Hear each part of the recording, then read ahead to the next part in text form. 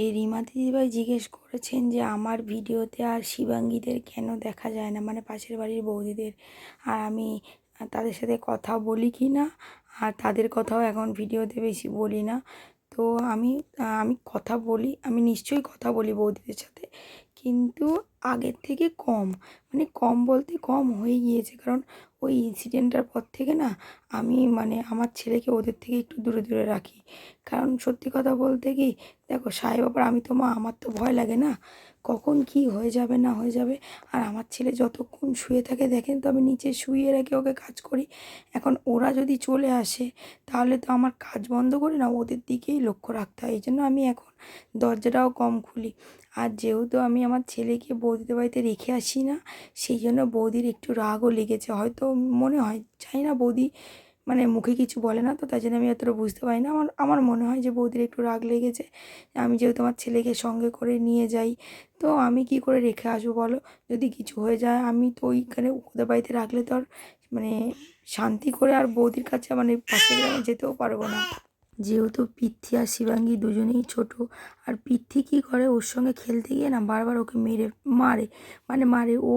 যেহেতু পিচ্ছি ওকে তো বল টল দিচ্ছে, আর আমার ছেলে তো ওইসব নাড়াতে পারে না, ওভাবে খেলছে না বলে রেগে যায় গিয়ে, মানে মেরে দেয়। তারপরে মানে আরও অনেক, দেখো পাশাপাশি থাকতে গেলে তো অনেক কিছু হয়, ঠিক আছে? তো আমি সেগুলো আর কি মানে সেই রকম কিছু বলতে চাই না, পাশাপাশি থাকলে তো কথা বলতেই হয়।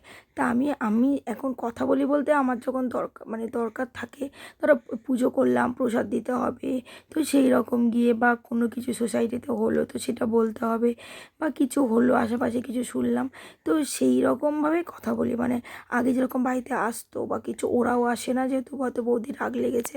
রাগ লাগলে আমার আমার কিছু করার নেই।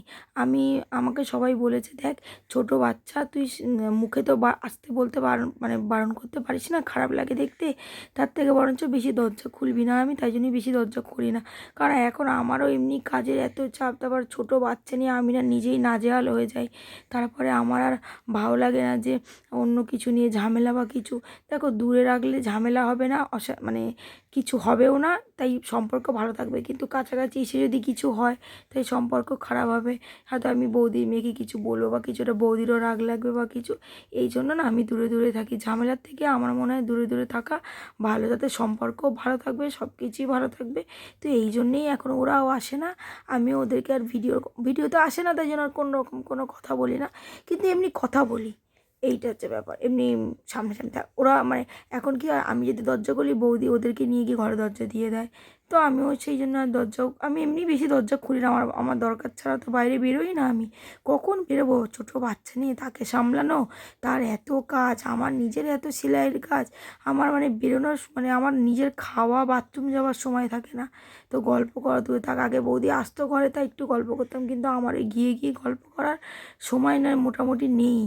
আর নিজের এত সমস্যা, সত্যি বলতে কি, এই জন্য আমি আর বেশি কিছু মাথা ঘামাই না, না কথা বলি।